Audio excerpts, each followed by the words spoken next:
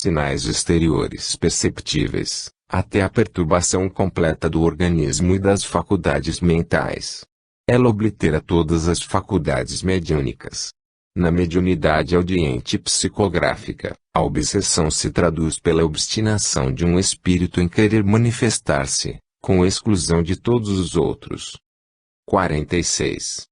Assim como as moléstias resultam das imperfeições físicas que tornam o corpo acessível às influências perniciosas exteriores, a obsessão decorre sempre de uma imperfeição moral, que dá ascendência a um espírito mau. A uma causa física opõe-se uma força física, a uma causa moral é preciso que se contraponha uma força moral. Para preservar o corpo das enfermidades, é preciso fortificá-lo. Para garantir a alma contra a obsessão, tem-se que fortalecê-la. Daí, para o obsidiado, a necessidade de trabalhar pela sua própria melhoria, o que na maioria das vezes é suficiente para livrá-lo do obsessor, sem o socorro de pessoas estranhas. Este socorro se torna necessário quando a obsessão degenera em subjugação e em possessão, porque neste caso o paciente não raro perde a vontade e o livre-arbítrio. Quase sempre a obsessão exprime vingança tomada por um espírito e cuja origem frequentemente se encontra nas relações que o obsidiado manteve com o obsessor, em precedente existência. Nos casos de obsessão grave, o obsidiado fica como que envolto e impregnado de um fluido pernicioso, que neutraliza a ação dos fluidos salutares e os repele. É daquele fluido que é preciso desembaraçá-lo. Ora, um fluido mau não pode ser eliminado por outro igualmente mau. Por meio de ação idêntica do médium curador, nos casos de enfermidade, há que se expulsar o fluido mau com auxílio de um fluido melhor. Nem sempre, porém, basta esta ação mecânica, cumpre, sobretudo, atuar sobre o ser inteligente, ao qual é preciso que se tenha o direito de falar com autoridade, que, entretanto, não a possui quem não tenha superioridade moral. Quanto maior esta for, tanto maior também será aquela. Mas ainda não é tudo. Para assegurar a libertação, é preciso que o espírito perverso seja levado a renunciar aos seus maus desígnios, que nele desponte o arrependimento, assim como o desejo do bem, por meio de instruções habilmente ministradas, em evocações particularmente feitas com vistas à sua educação moral. Pode-se então ter a grata satisfação de libertar um encarnado e de converter um espírito imperfeito. A tarefa se torna mais fácil quando o obsidiado, compreendendo a sua situação, concorre para ela com a vontade e a prece. Já não se dá o mesmo quando, seduzido pelo espírito que o domina, se ilude com relação às qualidades deste último e se compraz no erro a que é conduzido, porque, então, longe de secundar, o obsidiado repele toda assistência. É o caso da fascinação, sempre infinitamente mais rebelde do que mais violenta a subjugação. O Livro dos Médiuns, segunda parte, capítulo 23. Em todos os casos de obsessão, a prece é o mais poderoso auxiliar de que se dispõe para atuar contra os propósitos maléficos do espírito obsessor. 47. Na obsessão, o espírito atua exteriormente, com a ajuda do seu perispírito, que ele identifica com o do encarnado, ficando este enlaçado por uma espécie de teia e constrangido a agir contra sua vontade. Na possessão, em vez de agir exteriormente, o espírito livre se substitui, por assim dizer, ao espírito encarnado, toma-lhe o corpo para domicílio, sem que este, no entanto, seja abandonado pelo seu dono, pois que isso só se pode dar pela morte. Por conseguinte, a possessão é sempre temporária e intermitente, porque um espírito desencarnado não pode tomar definitivamente o lugar de um espírito encarnado, considerando-se que a união molecular do perispírito e do corpo só se pode operar no momento da concepção. Capítulo 11, item 18. De posse momentânea do corpo do encarnado, o espírito se serve dele como se fora seu próprio corpo, fala por sua boca, vê pelos seus olhos, age com seus braços, como faria se estivesse vivo.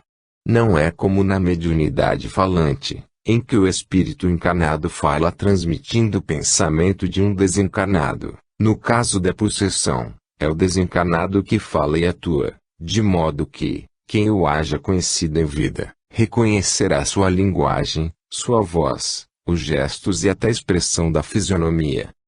48. Na obsessão há sempre um espírito malfeitor. Na possessão pode tratar-se de um espírito bom que queira falar e que, para causar maior impressão nos ouvintes, toma do corpo de um encarnado, que voluntariamente lhe o empresta, como emprestaria sua roupa a outro encarnado. Isso é feito sem qualquer perturbação ou mal-estar, durante o tempo em que o espírito encarnado se acha em liberdade, como no estado de emancipação, conservando-se este último ao lado do seu substituto para ouvi-lo. Quando o espírito possessor é mau, as coisas se passam de outro modo.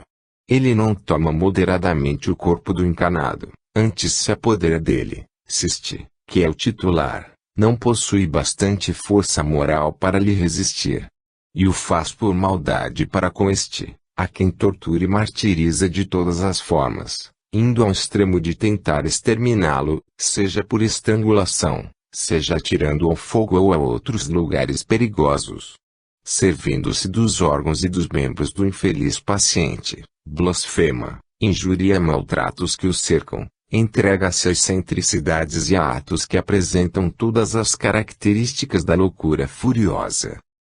Os fatos deste gênero, posto que em diferentes graus de intensidade, são muito numerosos, e muitos casos de loucura não resultam de outra causa. Com frequência a eles se juntam desordens patológicas, que são meras consequências e contra as quais nada adiantam os tratamentos médicos, enquanto subsiste a causa originária. O Espiritismo, dando a conhecer essa fonte de onde provém uma parte das misérias humanas, indica o remédio a ser aplicado, atuar sobre o autor do mal que, sendo um ser inteligente, deve ser tratado por meio da inteligência. 49. Na maioria das vezes, a obsessão e a possessão são individuais, mas, não raro, são epidêmicas. Quando uma revoada de espíritos maus se lança sobre uma localidade, é como se uma tropa de inimigos a invadisse. Nesse caso, o número dos indivíduos atacados pode ser bastante considerável. Capítulo 15. Os milagres do Evangelho. Superioridade da natureza de Jesus. 1. Os fatos relatados no Evangelho que foram até agora considerados miraculosos pertencem, na sua maioria, à ordem dos fenômenos psíquicos, isto é, os que têm como causa primeiro as faculdades e os atributos da alma. Confrontando-os com os que ficaram descritos e explicados no capítulo anterior, reconhecer-se-á sem dificuldade que há entre eles identidade de causa e de efeito. A história registra outros fatos análogos, em todos os tempos e no seio de todos os povos, pela razão de que, desde que há almas encarnadas e desencarnadas, os mesmos efeitos forçosamente se produziram. Pode-se, é verdade, no que se refere a esse ponto, contestar a veracidade da história, mas, hoje, eles se produzem sob os nossos olhos e, por assim dizer, à vontade e por indivíduos que nada têm de excepcionais. Basta o fato da reprodução de um fenômeno, em condições idênticas, para provar que ele é possível e se acha submetido a uma lei, não sendo, portanto, miraculoso. O princípio dos fenômenos psíquicos repousa, como já vimos, nas propriedades do fluido perispirítico, que constitui o agente magnético, nas manifestações da vida espiritual durante a vida corpórea e depois da morte, e, finalmente, no estado constitutivo dos espíritos e no papel que eles desempenham como força ativa da natureza. Conhecidos estes elementos e comprovados os seus efeitos, tem-se, como consequência, de admitir a possibilidade de certos fatos que eram rejeitados enquanto se lhes atribuía uma origem sobrenatural. 2.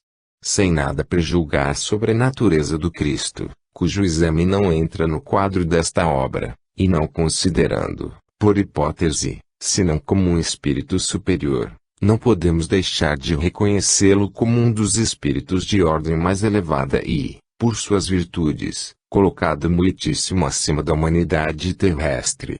Pelos imensos resultados que produziu, a sua encarnação neste mundo forçosamente há de ter sido uma dessas missões que a divindade somente confia a seus mensageiros diretos, para cumprimento de seus desígnios. Mesmo sem supor que ele fosse o próprio Deus, mas um enviado de Deus para transmitir sua palavra aos homens, seria mais do que um profeta, porquanto seria um Messias divino. Como o homem, tinha a organização dos seres carnais, mas como espírito puro, desprendido da matéria, havia de viver mais da vida espiritual do que da vida corpórea, de cujas fraquezas não era passível. A superioridade de Jesus com relação aos homens não resultava das qualidades particulares do seu corpo, mas das do seu espírito, que dominava a matéria de modo absoluto, e da do seu perispírito, aurido da parte mais quintessenciada dos fluidos terrestres. Capítulo 14, item 9. Sua alma não devia achar-se presa ao corpo senão pelos laços estritamente indispensáveis.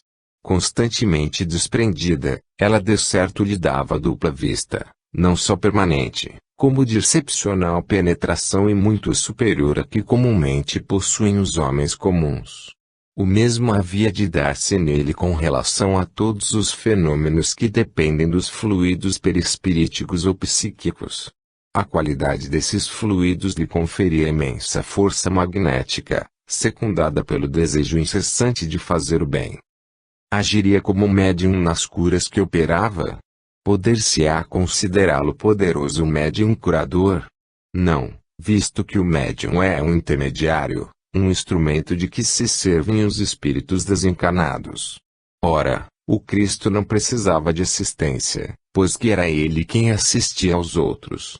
Agia por si mesmo, em virtude do seu poder pessoal, como, em certos casos, o podem fazer os encarnados, na medida de suas forças.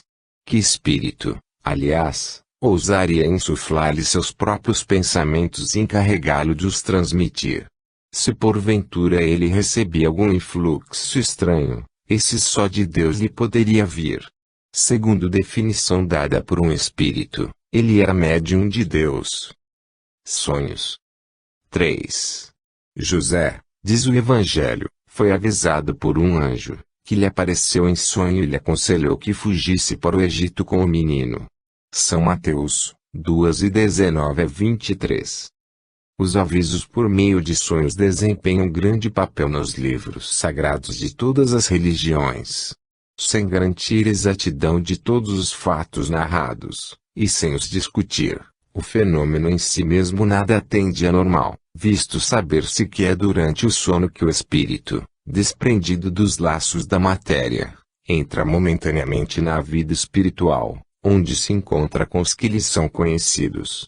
É com frequência a ocasião que os espíritos protetores aproveitam para se manifestar a seus protegidos e lhes dar conselhos mais diretos. São numerosos os exemplos autênticos de avisos por sonhos, porém, não se deve concluir daí que todos os sonhos são avisos, nem, ainda menos, que tudo que se vê em sonho tem uma significação qualquer. Deve-se incluir a arte de interpretar os sonhos no rol das crenças supersticiosas e absurdas. Capítulo 14, itens 27 e 28. Estrela dos Magos. 4. Dizem que uma estrela apareceu aos magos que foram adorar a Jesus, que ela lhes ia à frente indicando-lhes o caminho e que se deteve quando chegaram. São Mateus, 2:1-12. A questão não é saber se o fato narrado por São Mateus é real ou não, ou se não passa de uma figura indicativa de que os magos foram guiados de forma misteriosa ao lugar onde estava o menino Jesus, uma vez que não existe meio algum de verificação. Trata-se, isto sim, de saber se é possível um fato de tal natureza. O que é certo é que, naquela circunstância, a luz não podia ser uma estrela. Na época em que o fato ocorreu, era possível acreditar sem que fosse, Porque então se pensava que as estrelas eram pontos luminosos cravados no firmamento e que podiam cair sobre a terra, mas não hoje, quando se conhece a natureza das estrelas. Entretanto, por não ter como causa que lhe atribuíram, não deixa de ser possível o fato da aparição de uma luz com o aspecto de uma estrela. Um espírito pode aparecer sob forma luminosa, ou transformar uma parte do seu fluido perispirítico em um foco luminoso. Muitos fatos desse gênero, recentes e perfeitamente autênticos, não procedem de outra causa, que nada apresenta de sobrenatural. Capítulo 14, itens 13 e seguintes. Dupla vista. Entrada de Jesus em Jerusalém. 5. Quando eles se aproximaram de Jerusalém e chegaram a Betfagé, perto do Monte das Oliveiras, Jesus enviou 2 de seus discípulos, dizendo-lhes: Ide a essa aldeia que está à vossa frente e, lá chegando, encontrareis amarrado uma jumenta e junto dele o seu jumentinho. Desamarrai e trazemos. Se alguém vos disser qualquer coisa, respondei que o Senhor precisa deles e logo deixará que os conduzais. Ora, tudo isso se deu, a fim de que se cumprisse esta palavra do profeta: Dizei à filha de Sião: Eis o teu rei, que vem a ti, cheio de doçura, montado numa jumenta e com o jumentinho da que está sob o jugo. Zacarias 9:9-10. Os discípulos então foram e fizeram o que Jesus lhes ordenara. E, tendo trazido a jumenta e o jumentinho, a cobriram com suas vestes e o fizeram montar. São Mateus 21:1-7. Beijo de Judas. 6. Levantai-vos, vamos, que já está perto daqui aquele que me há de trair.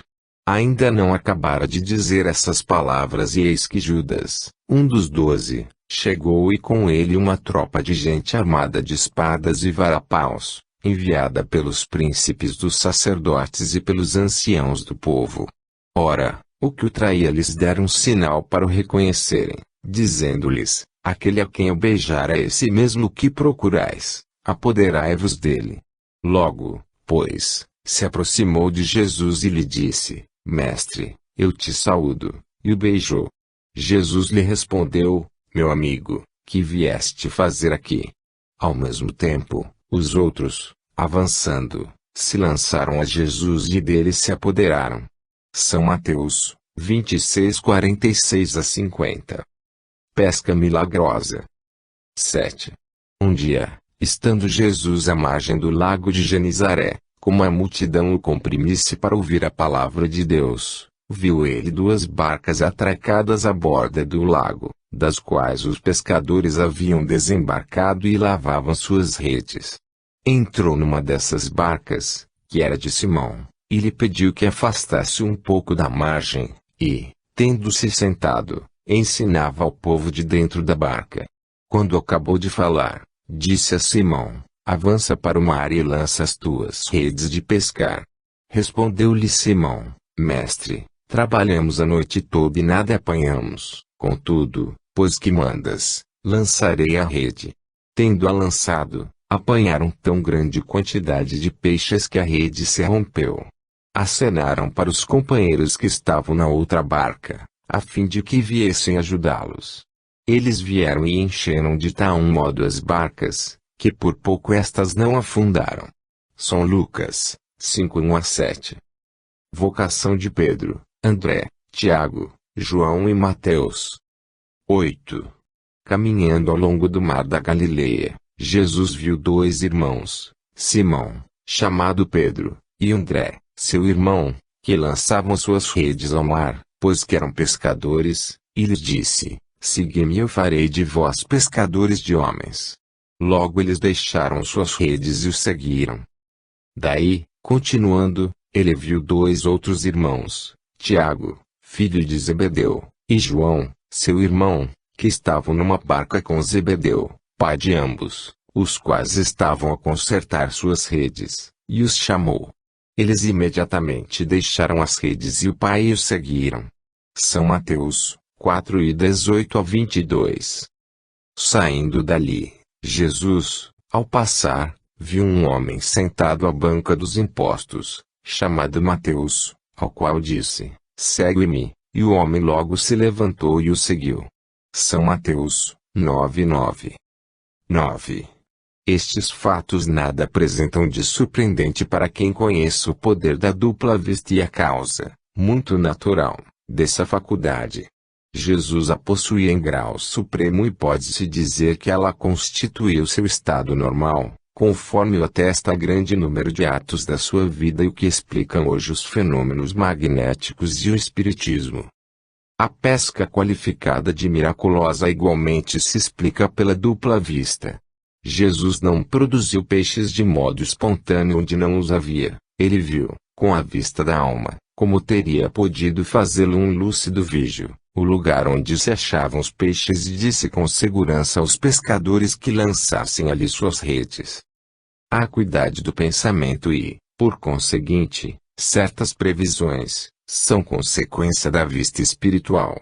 Quando Jesus chama-se Pedro, André, Tiago, João e Mateus, é que já lhes conhecia as disposições íntimas e sabia que eles o acompanhariam e que eram capazes de desempenhar a missão que planejava confiar-lhes. Era preciso que eles próprios tivessem intuição da missão que iriam desempenhar para, sem hesitação, atenderem ao chamamento de Jesus.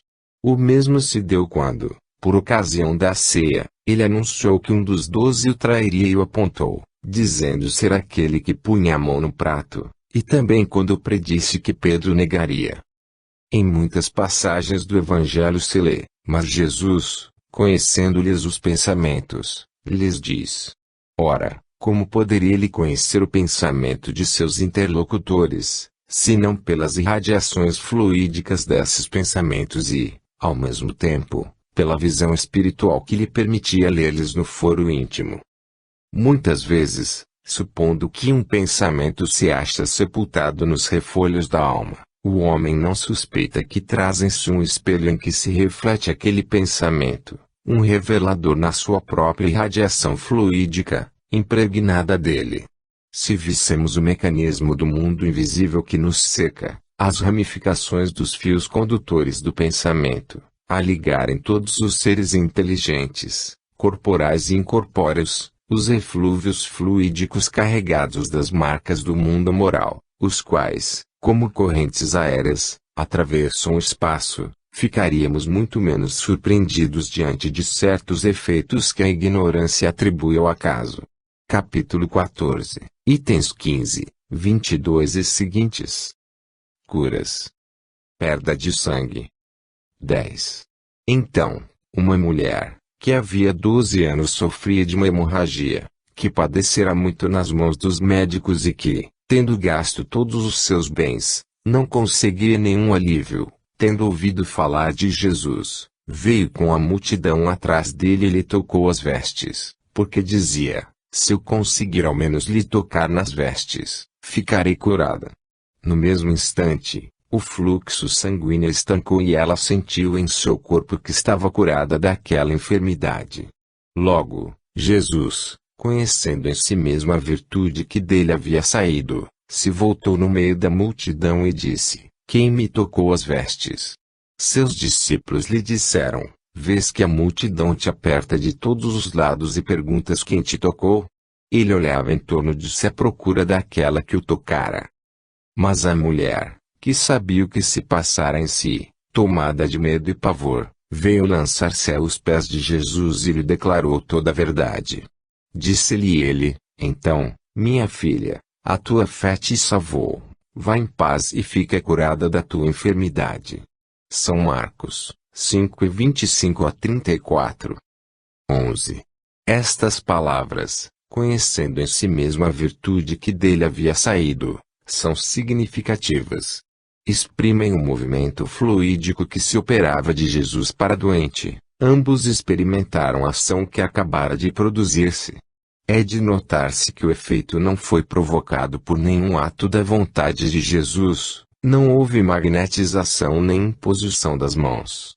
Bastou a irradiação fluídica normal para realizar a cura. Mas por que essa irradiação se dirigiu para aquela mulher e não para outras pessoas? uma vez que Jesus não pensava nela e estava cercado pela multidão. A razão é bem simples. Considerado como matéria terapêutica, o fluido tem que atingir a desordem orgânica, a fim de repará-la. Pode então ser dirigido sobre o mal pela vontade do curador, ou atraído pelo desejo ardente, pela confiança, pela fé do doente, em suma. Com relação à corrente fluídica, o primeiro age como uma bomba premente, e o segundo como uma bomba aspirante. Algumas vezes, é necessária a simultaneidade das duas ações, de outras, basta uma só. O segundo caso foi o que ocorreu no fato de que tratamos.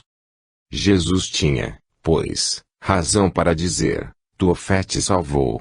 Compreende-se que a fé a que ele se referia não é uma virtude mística, qual a entendem muitas pessoas, mas uma verdadeira força atrativa, de sorte que aquele que não a possui opõe à corrente fluídica uma força repulsiva, ou, pelo menos, uma força de inércia, que paralisa a ação.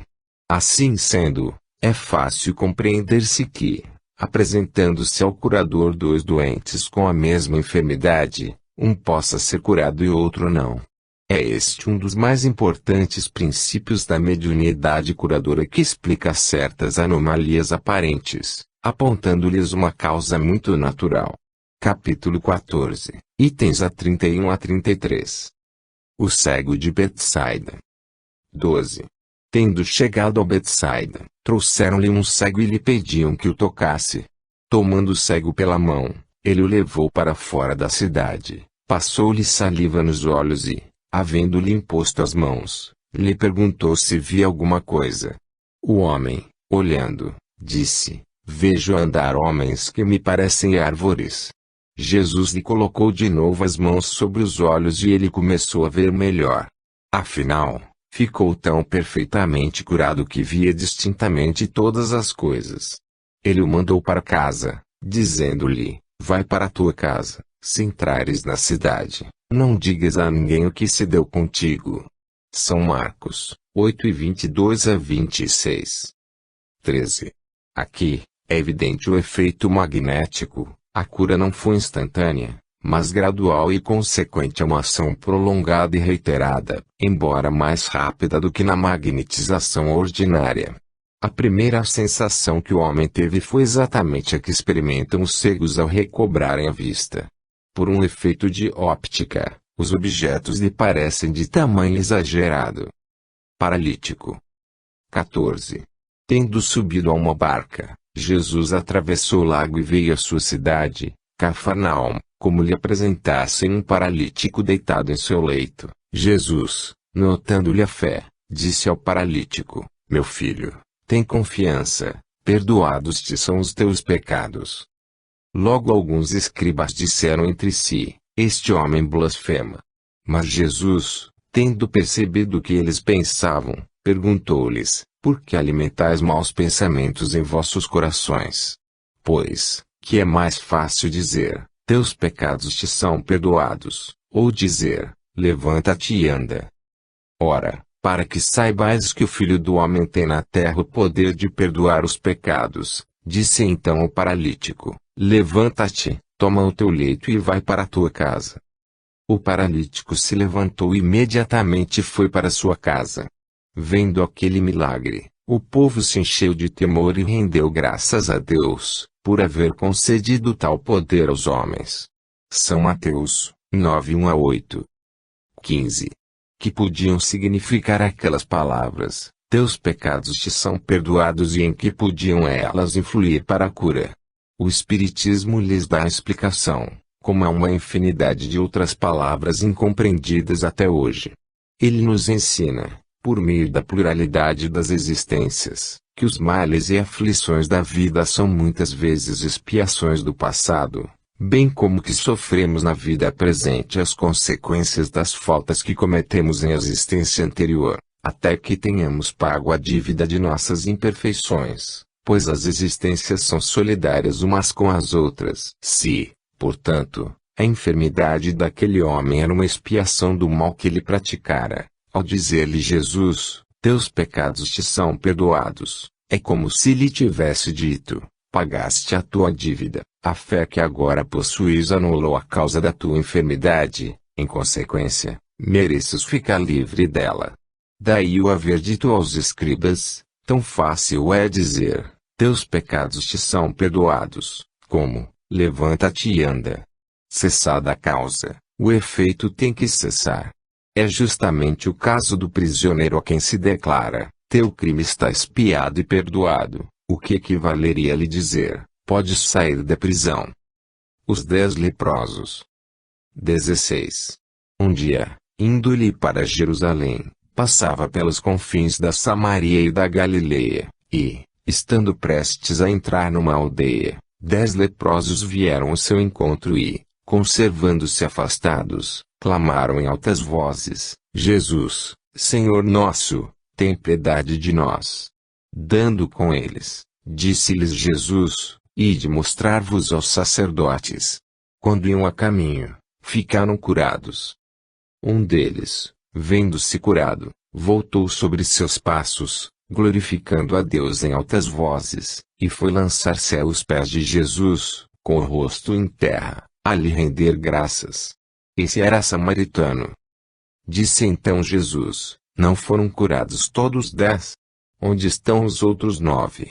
Nenhum deles houve que voltasse e glorificasse a Deus, a não ser este estrangeiro.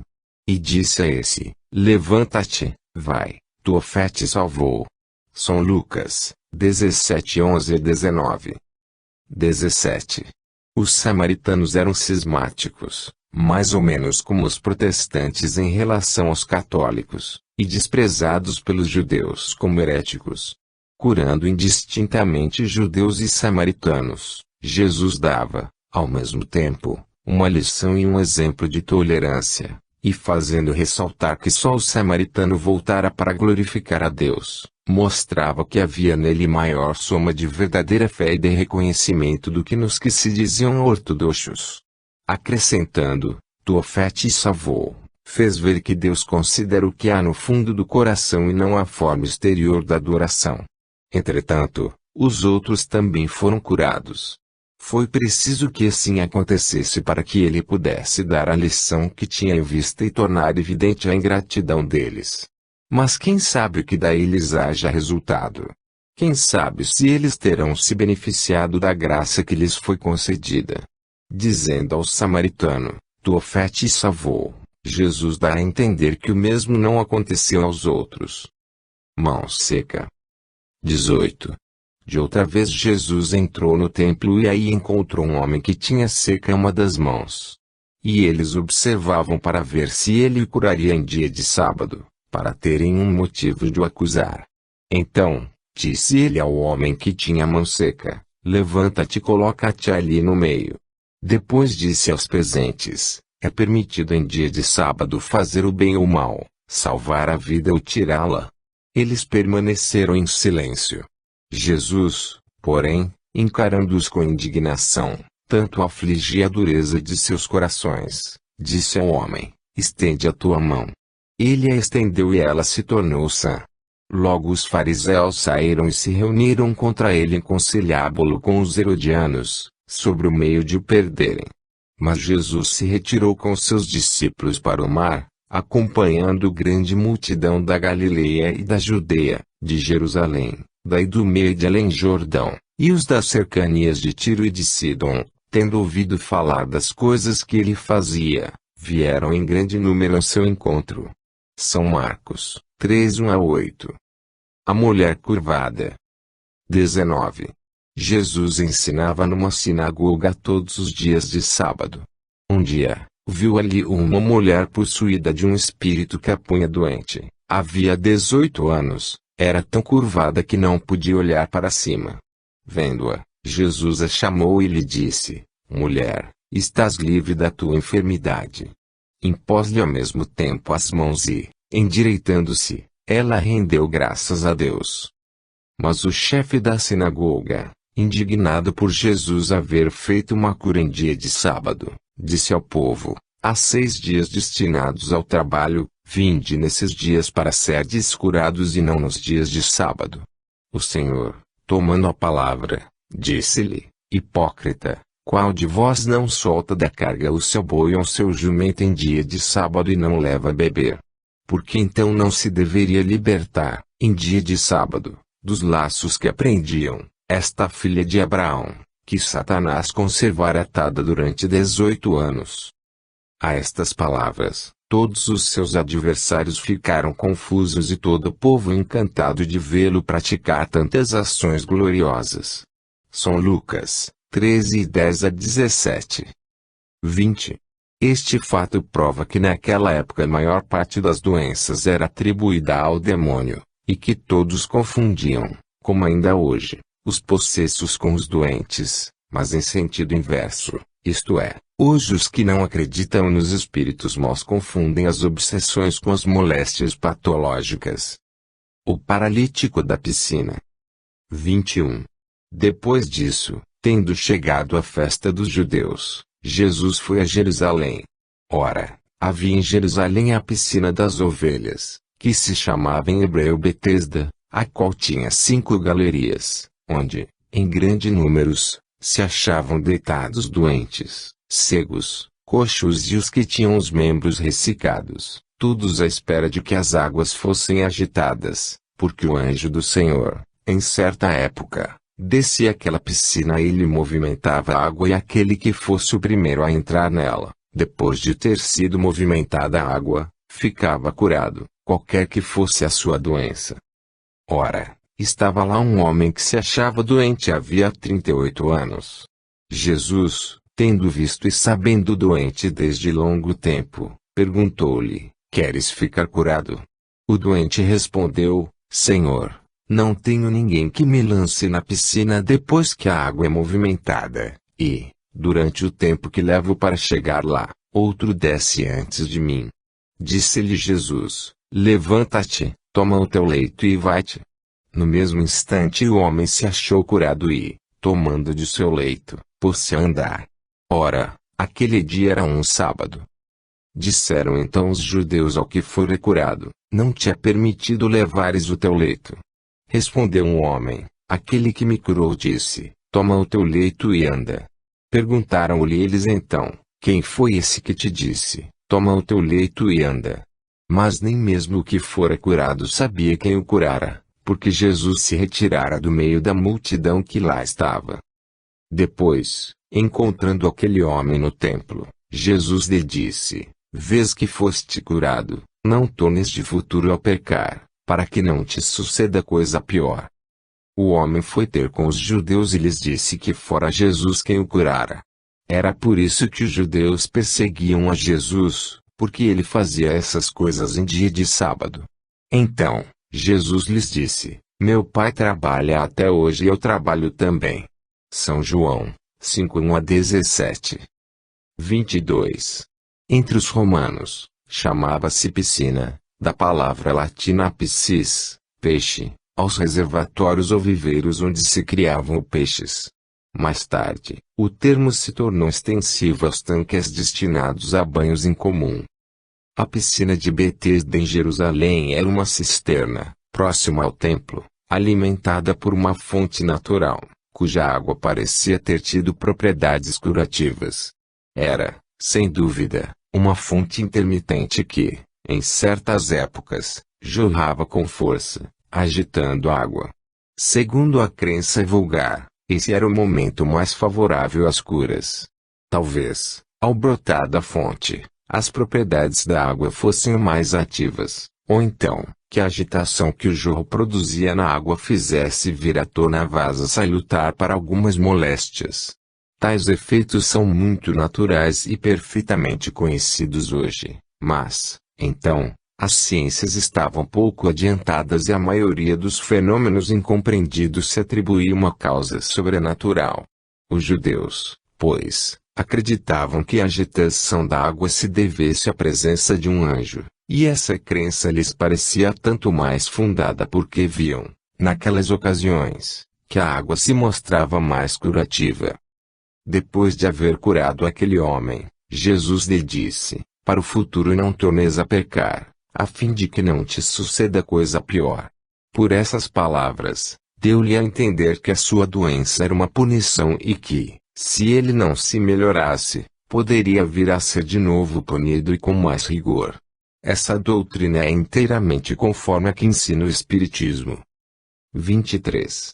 Jesus fazia questão de operar suas curas em dia de sábado, para ter ensejo de protestar contra o rigorismo dos fariseus no tocante à guarda desse dia. Queria mostrar-lhes que a verdadeira piedade não consiste na observância das práticas exteriores e das formalidades, que a piedade está nos sentimentos do coração. Justificava-se, declarando: meu Pai trabalha até hoje e eu trabalho também. Quer dizer, Deus não interrompe suas obras, nem sua ação sobre as coisas da natureza, em dia de sábado. Continua a produzir tudo quanto é necessário à vossa alimentação e à vossa saúde, e eu lhe sigo o exemplo. Cego de nascença. 24.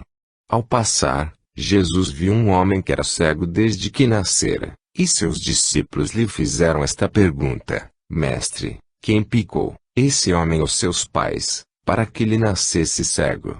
Jesus lhes respondeu: nem ele, nem os que o puseram no mundo, mas para que nele se manifestem as obras do poder de Deus. É preciso que eu faça as obras daquele que me enviou, enquanto é dia, vem depois a noite, na qual ninguém pode fazer obras. Enquanto estou no mundo, sou a luz do mundo.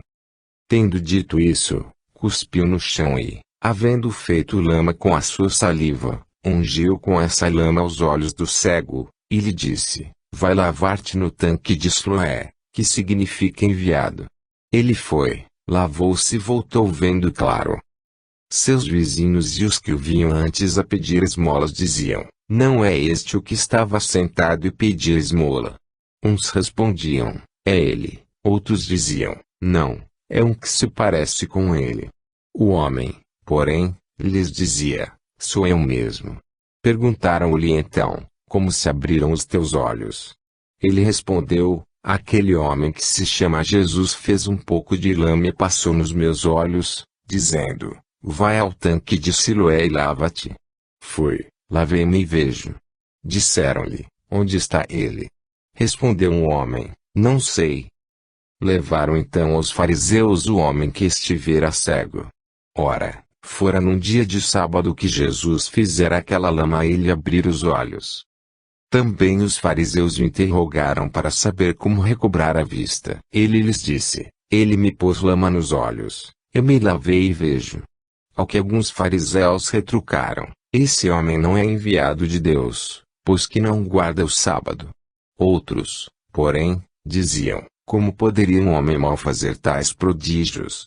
Havia, a propósito, dissensão entre eles.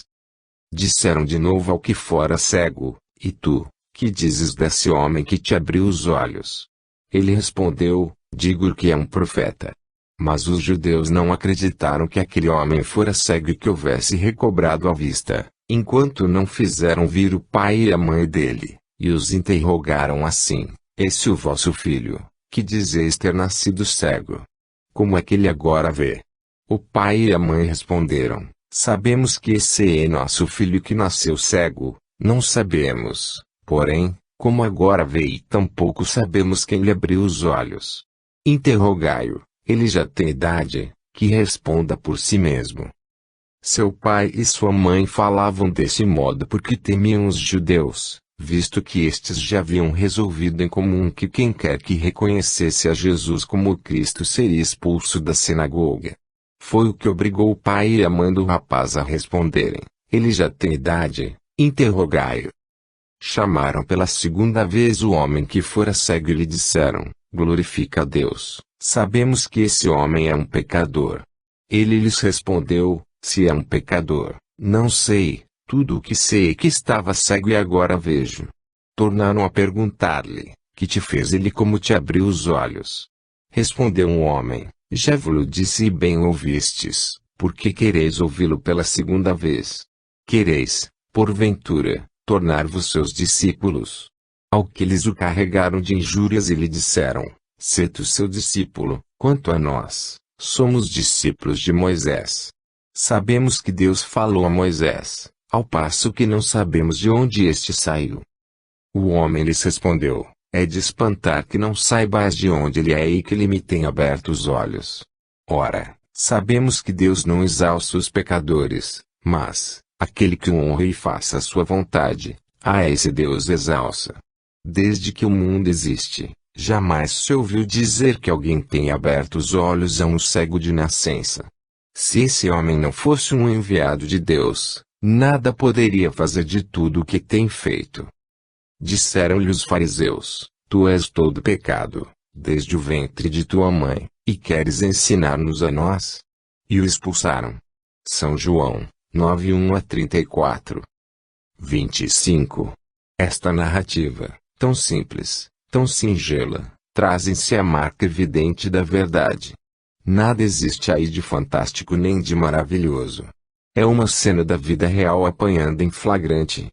A linguagem do cego é exatamente a desses homens simples, nos quais o bom senso supre a falta de saber e que retrucam com bonomia os argumentos de seus adversários, expendendo razões a que não faltam justeza nem oportunidade.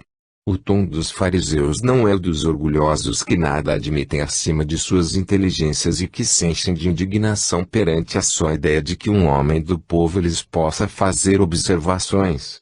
Salvo a cor local dos nomes, dir-se-ia que o fato é do nosso tempo. Ser expulso da sinagoga equivalia a ser posto fora da igreja. Era uma espécie de excomunhão. Os espíritas, cuja doutrina é a do Cristo, interpretada de acordo com o progresso das luzes atuais, são tratados como judeus que reconheciam em Jesus o próprio Messias. Excomungando-os, a igreja os põe fora de seu seio, como fizeram os escribas e os fariseus com os seguidores do Cristo. Eis aí um homem que é expulso porque não pode admitir que aquele que o curou seja um possesso do demônio e porque rende graças a Deus pela sua cura. Não é o que fazem com os espíritas. Obter dos espíritos salutares conselhos, reconciliação com Deus e com o bem, curas, tudo isso é obra do diabo e merecedor de anátema. Não se tem visto padres declararem, do alto do púlpito, que é melhor uma pessoa conservar-se incrédula do que recobrar a fé por meio do espiritismo. Não há os que dizem aos doentes que estes não deviam ter procurado curar-se com os espíritas que possuem esse dom, porque esse dom é satânico. Não há os que pregam que os necessitados não devem aceitar o pão que os espíritas distribuem, por ser do diabo esse pão. Que outra coisa diziam ou faziam os padres judeus e fariseus? Aliás, fomos avisados de que tudo hoje tem que se passar como ao tempo do Cristo. A pergunta dos discípulos: foi algum pecado deste homem que deu causa a que ele nascesse cego? Revela que eles tinham a intuição de uma existência anterior, pois, do contrário, ela não teria sentido, visto que um pecado somente pode ser causa de uma enfermidade de nascença, se cometido antes do nascimento e, por conseguinte, numa existência anterior. Se Jesus considerasse falsa semelhante ideia, ter-lhes-ia dito, como este homem poderia ter pecado antes de haver nascido. Em vez disso, porém, diz que aquele homem estava cego, não por ter pecado, mas para que nele se manifestasse o poder de Deus, isto é, para que servisse de instrumento a uma demonstração do poder de Deus. Se não era uma expiação do passado, era uma aprovação que devia servir ao progresso daquele espírito, porque Deus, que é justo, não lhe imporia um sofrimento sem compensação. Quanto ao meio empregado para o curar, é evidente que aquela espécie de lama feita de saliva e terra não podia encerrar nenhuma virtude, a não ser pela ação do fluido curativo de que fora impregnada. É assim que as substâncias mais insignificantes, como a água, por exemplo, podem adquirir qualidades poderosas e efetivas, sob a ação do fluido espiritual magnético, ao qual elas servem de veículo, ou, se quiserem, de reservatório. Numerosas curas operadas por Jesus. 26. Jesus ia por toda a Galileia, ensinando nas sinagogas, pregando o evangelho do reino e curando todos os langores e todas as enfermidades do meio do povo. Tendo se espalhado a sua reputação por toda a Síria, traziam-lhe os que estavam doentes e afligidos por dores e males diversos, os possessos, os lunáticos, os paralíticos, e ele a todos curava. Acompanhava-o grande multidão da Galileia, de Decápolis, de Jerusalém, da Judeia e de além Jordão. São Mateus 4:23-25. 27. De todos os fatos que dão testemunho do poder de Jesus, os mais numerosos são, incontestavelmente, as curas. Ele queria provar, dessa forma, que o verdadeiro poder é o daquele que faz o bem, que o seu objetivo era ser útil e não satisfazer a curiosidade dos indiferentes, por meio de coisas extraordinárias. Aliviando os sofrimentos, prendia-se as criaturas pelo coração e fazia prosélitos mais numerosos e sinceros do que se apenas os maravilhasse com espetáculos para os olhos.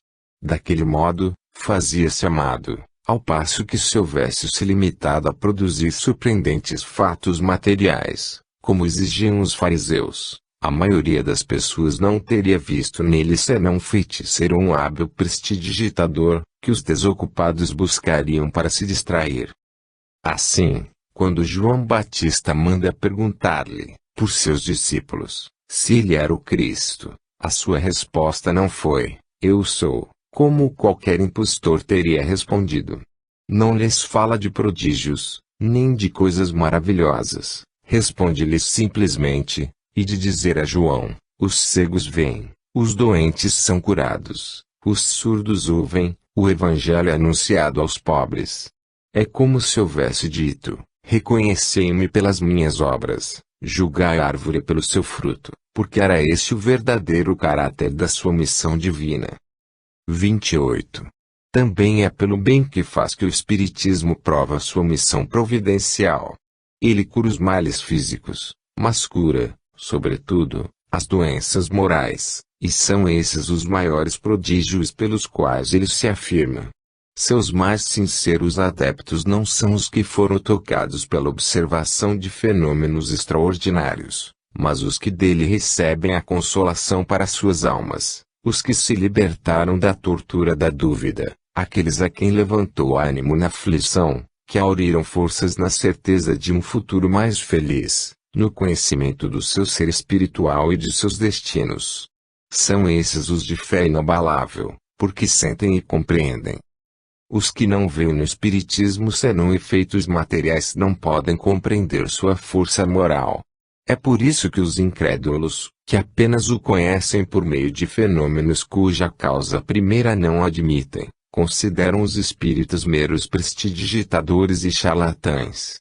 Não será, pois, por meio de prodígios que o Espiritismo triunfará da incredulidade, mas pela multiplicação dos seus benefícios morais, porquanto, se é certo que os incrédulos não admitem os prodígios, também é certo que conhecem, como toda gente, o sofrimento e as aflições, e ninguém recusa alívio e consolação. Possessos. 29. Vieram em seguida a Cafarnaum, e Jesus, entrando primeiramente, em dia de sábado, na sinagoga, os instruía. Admiravam-se da sua doutrina, porque ele os instruía como tendo autoridade e não como os escribas. Ora, achava-se na sinagoga um homem possesso de um espírito impuro, que exclamou, que é entre ti nós, Jesus de Nazaré. Vieste para nos perder? Sei quem és o Santo de Deus. Jesus, porém, falando-lhe ameaçadoramente, disse, cala-te e sai desse homem.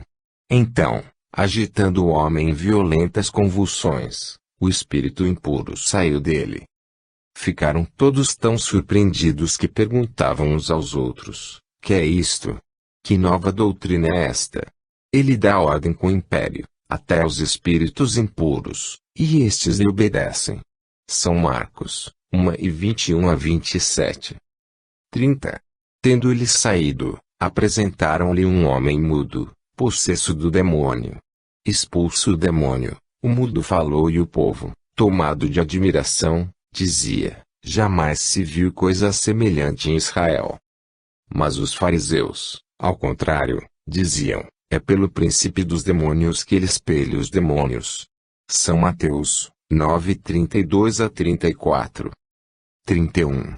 Quando ele se dirigia ao lugar onde estavam os outros discípulos, viu em torno destes uma grande multidão e muitos escribas que com eles disputavam. Logo que deu com Jesus, todo o povo se tomou de espanto e temor e correram todos a saudá-lo. Perguntou ele então, sobre que disputáveis em assembléia? Um homem, do meio do povo, tomando a palavra, disse: Mestre, trouxe-te o meu filho, que está possesso de um espírito mudo. Em todo lugar onde dele se apossa, atiram por terra e o menino espuma, ri-lhe os dentes e se torna todo seco. Pedi a teus discípulos que o expulsassem, mas eles não puderam. Disse-lhes Jesus: Ó gente incrédula, até quando estarei convosco? Até quando vos suportarei? Trazei-mo. Trouxeram-lhe e ainda não havia ele posto os olhos em Jesus, e o espírito entrou a agitá-lo violentamente. Ele caiu no chão e se pôs a rolar espumando. Jesus perguntou ao pai do menino: Desde quando isto lhe sucede? Desde pequenino, diz o pai. E o espírito tem lançado, muitas vezes, ora à água, ora ao fogo, para fazê-lo perecer. Se puderes fazer alguma coisa, tem compaixão de nós e socorre-nos. Respondeu-lhe Jesus: Se puderes crer, tudo é possível àquele que crê. Logo exclamou o pai do menino, banhado em lágrimas: Senhor, creio, ajuda-me na minha incredulidade. Jesus, vendo que o povo acorria em multidão, falou em tom de ameaça ao espírito impuro, dizendo-lhe: Espírito surdo e mudo, sai desse menino e não entres mais nele. Então, o espírito, soltando grande grito e agitando o menino em violentas convulsões, saiu, ficando o menino como morto, de sorte que muitos diziam que ele morrera. Mas Jesus, tomando-lhe as mãos e amparando-o, fê-lo levantar-se. Quando Jesus voltou para casa, seus discípulos lhe perguntaram, em particular: Por que não pudemos nós expulsar esse demônio? Ele respondeu: Os demônios dessa espécie não podem ser expulsos senão pela prece e pelo jejum. São Marcos 9:14 a 28. 32. Apresentaram-lhe então possesso cego e mudo e ele o curou, de modo que o possesso começou a falar e a ver. Todo o povo ficou cheio de admiração e dizia: Não é esse o filho de Davi? Mas os fariseus, ouvindo isso, diziam: Este homem expulsa os demônios com auxílio de Beelzebu, príncipe dos demônios. Jesus, conhecendo-lhes os pensamentos, disse-lhes: Todo reino que se dividir contra si mesmo será arruinado, e toda cidade ou casa que se divide contra si mesma não pode subsistir. Se Satanás expulsa Satanás, ele está dividido contra si mesmo. Como, pois, o seu reino poderá subsistir? E, se é por Beelzebu que eu expulso os demônios, por quem os expulsarão vossos filhos? Por isso, eles próprios serão os vossos juízes. Se eu expulso os demônios pelo Espírito de Deus, é que o reino de Deus veio até vós. São Mateus 12:22 a 28. 33. As libertações de possessos, juntamente com as curas, figuram entre os mais numerosos atos de Jesus. Entre os fatos dessa natureza, como os acima relatados, alguns há, e tem 30, em que a possessão não é evidente. Provavelmente, naquela época, como ainda hoje acontece, atribuía-se à influência dos demônios todas as doenças cuja causa não se conhecia, principalmente a mudez, a epilepsia e a catalepsia. Outros há, todavia, em que a ação dos espíritos maus não deixa a dúvida. Esses casos guardam tão frisante analogia com os de que somos testemunhas, que neles se reconhecem todos os sintomas de tal gênero de afecção. A prova da participação de uma inteligência oculta, em tal caso, ressalta de um fato material, são as numerosas curas radicais obtidas, em alguns centros espíritas, tão só pela evocação e doutrinação dos espíritos obsessores, sem magnetização, nem medicamentos e, muitas vezes, na ausência do paciente a grande distância deste. A imensa superioridade do Cristo lhe dava tal autoridade sobre os espíritos imperfeitos, então chamados demônios, que bastava a ele ordenar que se retirassem para que se vissem obrigados a não resistir a essa ordem formal. Capítulo 14, item 46. 34. O fato de alguns espíritos